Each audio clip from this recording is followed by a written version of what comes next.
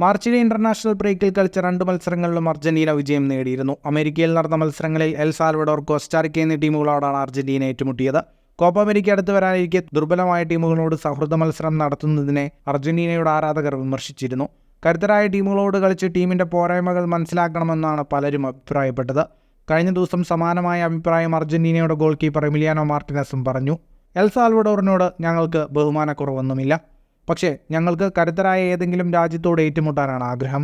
England, Spain എന്നിങ്ങനെ യൂറോപ്പിലെ കരുത്തുറ്റ ഏതെങ്കിലും ടീമിനോട് വമ്പൻ മത്സരങ്ങൾ കളിക്കാനാണ് ആഗ്രഹമുള്ളതെന്ന് കഴിഞ്ഞ ദിവസം ഡി സ്പോർട്സിനോട് സംസാരിക്കുമ്പോൾ എമിലിയാനോ മാർട്ടിനസ് പറഞ്ഞു.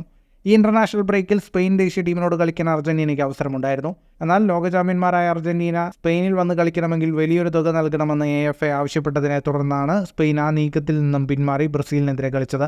കോപ്പ അമേരിക്ക ചാമ്പ്യൻഷിപ്പ് തുടങ്ങുന്നതിന് മുൻപ് അർജന്റീനയ്ക്ക് 2 മത്സരങ്ങൾ കൂടി കളിക്കാനുണ്ട്. ആ സൗഹൃദ മത്സരങ്ങൾ ഏത് ടീമിനെതിരെയാണെന്ന് ഇതുവരെ തീരുമാനിച്ചിട്ടില്ല. കോപ്പ അമേരിക്കയും യൂറോ കപ്പും ഒരേ സമയത്താണ് നടക്കുകയെന്നതിനാൽ യൂറോപ്പിലെ വമ്പൻ ടീമുകളുമായി ഏറ്റുമുട്ടാനുള്ള അവസരമുണ്ടാകുമോ എന്ന കാര്യത്തിൽ ഉറപ്പില്ല. ഫുട്ബോൾ ലോകത്തെ കൂടുതൽ വാർത്തകൾക്കും വിശേഷങ്ങൾക്കുമായി സ്പോർട്സ് കഫേ ഇപ്പോൾ തന്നെ സബ്സ്ക്രൈബ് ചെയ്യുക.